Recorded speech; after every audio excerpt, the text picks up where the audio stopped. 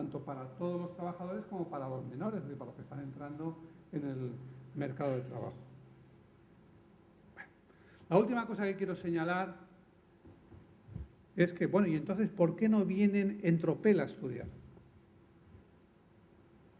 Si dependen más que nunca de su cualificación, si podemos mostrarlo, ¿por qué no vienen a estudiar? ¿Por qué no vive la escuela su momento de gloria? ¿Por qué tenemos un 30% de fracaso escolar? ¿Por qué tenemos un 40% de abandono? ¿Por qué parece, según los profesores, que las aulas están llenas de objetores escolares? ¿Por qué, de nuevo, según los profesores, la sociedad no nos hace caso, la familia no nos acompaña, no tenemos recursos, bla, bla, bla, bla? Todo eso creo que es una solemne... Vamos a decir que es un tópico, un típico tópico, un triste tópico simplemente, pero lo oímos constantemente. ¿Por qué? Hay un elemento de verdad en ello. Y es que no está claro que los alumnos tengan un gran interés en estudiar. ¿Por qué? Pues por un proceso, por una paradoja muy parecida a la que señalé antes entre información y conocimiento. Porque la información no entra, simplemente no entra por ósmosis, sino que requiere algo, requiere atención, requiere tiempo. Y entonces la sobreabundancia de información produce una economía en sentido fuerte, en sentido de una escasez de atención. Ustedes saben, por ejemplo, que las compañías de teléfonos pagan por recibir publicidad. Dan minutos gratis de conversación si aceptas recibir unos anuncios que puedes elegir si los quieres antes, después de la llamada, por la mañana, por la tarde, incluso de qué los quieres, pero tienes que recibirlos. Muchos portales de Internet pagan por recibir anuncios. La gran fórmula Google, el gran negocio Google, no es el buscador inteligente, eso es un gran avance, pero hasta ahí antes había habido otros avances, no se habían hecho negocios. La gran fórmula de negocio es asociar aquello que buscas a unos anuncios, es decir, colocarte en la banda de la derecha, que no nos fijamos, pero si nos fijamos, lo que vemos es anuncios que van cambiando según lo que buscamos. Montones de empresas, por ejemplo, convocan a las personas de la tercera edad para mostrarles el Tupperware, los pisos en multipropiedad, las no sé qué, no sé cuántos, y les dan regalos por su tiempo, porque el tiempo de las personas es algo escaso, la atención es algo escaso. ¿Qué tiene que ver esto con la educación? Pues tiene que ver lo siguiente, la tercera simplificación de hoy. Mi abuelo era maestro y su hija mayor era también maestra. Ellos enseñaban en escuelas, casi siempre enseñaban en escuelas rurales. En esas escuelas, esa escuela implantada en una comunidad de poca gente que llevaba ahí 100 años o 1000 o yo qué sé cuántos, ¿no? O en un barrio obrero de Mieres, en Asturias, no sé, esa escuela era la ventana al mundo, la única ventana al mundo que esa gente tenía. No voy a decir que les hizo solo bien. La historia de la escuela la han escrito los profesores, no los alumnos.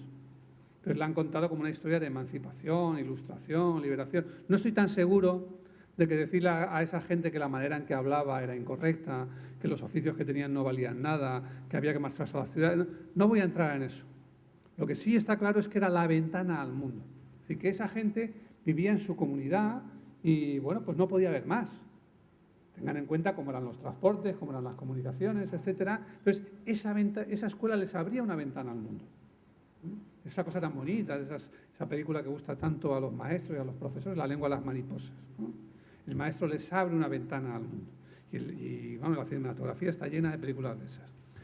Pero hoy no es así. Hoy ya no es así. Hoy la escuela no abre ventanas, hoy cierra puertas. Hoy lo que hace el maestro que llega, la escuela que llega, no es decir, fijaos cuántas cosas hay que no habíais visto nunca.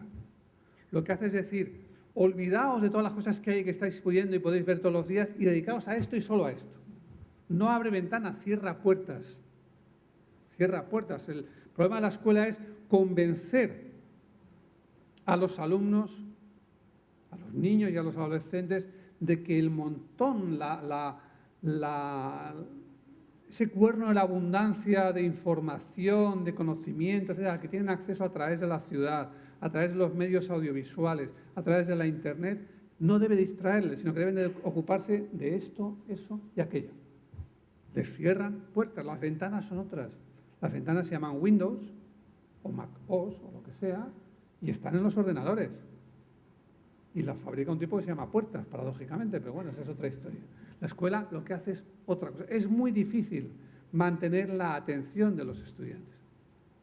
No es difícil en abstracto, no es difícil simplemente porque haya más cosas, no es difícil porque puedan hacer el tonto en Internet o ver Telecinco y las mamachichos o cosas de esas, no, es difícil porque fuera hay información de mucha calidad, conocimiento de mucha calidad, que hace palidecer muchas veces lo que es capaz de mostrar un maestro o un profesor. Todo lo que puede hacer un maestro o un profesor se puede encontrar mejor en el barrio, en la red, en la televisión, etcétera. Todo. Lo único que puede añadir un maestro o profesor, normalmente, quizá en alguna cosa excepcionalmente sepa más, pero lo que normalmente puede añadir es que sabe educación. Y que quizá pueda poner un cierto orden en todo eso. Ser capaz de ayudar a orientarse en esa maraña de información y de contenido. Pero entonces es muy difícil mantener la atención del alumno. En los años 70, final de los 60 y primeros 70, en sociología se hizo muy popular un libro, una teoría, la teoría de la reproducción, un libro, Los estudiantes y la cultura, de Bourdieu-Passeron, cuyo gran descubrimiento y su gran teoría venía a decir lo siguiente: cuando terminas dominando la cultura escolar, descubre su secreto último. Su secreto último es que no es la cultura escolar. La cultura escolar no es la cultura. No es la única cultura posible ni la mejor, convertida en algo que damos a los alumnos, etc. Es una cultura, una de las posibles. Decían, es la cultura urbana, de clase media alta, sesgada por aquí, por allá, hemos puesto esto, pero hemos quitado aquello, hemos dado mucha importancia a A, pero se la hemos quitado a B, etc. Y eso es arbitrario. Pero eso se descubre al final. Eso era lo que nos decían, bueno, dese usted cuenta, profesor, de que lo que estás enseñando está muy cerca de unos, pero muy lejos de los otros. Es una cultura, pues lo que todos hemos aprendido, patriarcal, burguesa, urbana, etnocéntrica, lo podemos exagerar más o menos, podemos matizarlo como todo lo que queramos, pero es una cultura sesgada, una. Ese gran secreto último que nos revelaba Bourdieu y compañía, hoy no es el secreto último, hoy es el supuesto de partida. Hoy la pregunta que se hace todo niño de 12 o 13 años en una aula es: ¿por qué demonios tengo que estudiar esto? ¿Por qué esto? No es que piense que no tiene que estudiar o que aprender, pero ¿por qué esto y no otras cosas? Es decir, la arbitrariedad no es el secreto último, es el punto de partida. Y nuestro problema, el problema de la institución, es convencerle de que haya algo más que eso, ¿no? Entonces, ese es el gran drama, ¿no? Voy a terminar ya. Esa es la gran dificultad, ¿no? ¿Cómo convencemos a esos alumnos de que vale la pena estudiar eso, ¿no? Y yo creo que es un problema de todas las cosas. No voy a seguir ya con esto, pero yo creo, lo digo por la invitación que se hacía al principio a discutir el fracaso, el abandono, etcétera. Yo creo que los problemas escolares están en la escuela. Hay un principio en ciencia que se llama la navaja de Occam, que viene a decir: no busques una explicación complicada si tienes una sencilla a mano, mientras no demuestres que es incorrecta. No busques una solución lejos mientras tengas una cerca. Si tenemos problemas escolares, están en la escuela. Seguro que tienen que ver con el mundo mundial, con las familias, con la sociedad, con los medios de comunicación, con la iglesia, con el partido, con el sindicato, con todo. Pero eso será secundario. Si tenemos fracaso escolar, el problema y la raíz tienen que estar ante todo y sobre todo en la escuela. Si tenemos abandono, tiene que estar ante todo y sobre todo en la escuela. Si tenemos fracaso, por ejemplo, bueno, fracaso del 30%, tenemos que hacernos algunas preguntas. ¿Por qué es siempre del 30%? ¿Por qué era el 30% con la EGB y vuelve a ser el 30% con la ESO? ¿Es una cifra mágica? Pues sí, es una cifra mágica. Es una cifra que encaja muy bien con esa concepción natural que tenemos todos de que más o menos hay un tercio de alumnos listos, otro tercio tonto y otro tercio en medio. Y así nos sale el 30%.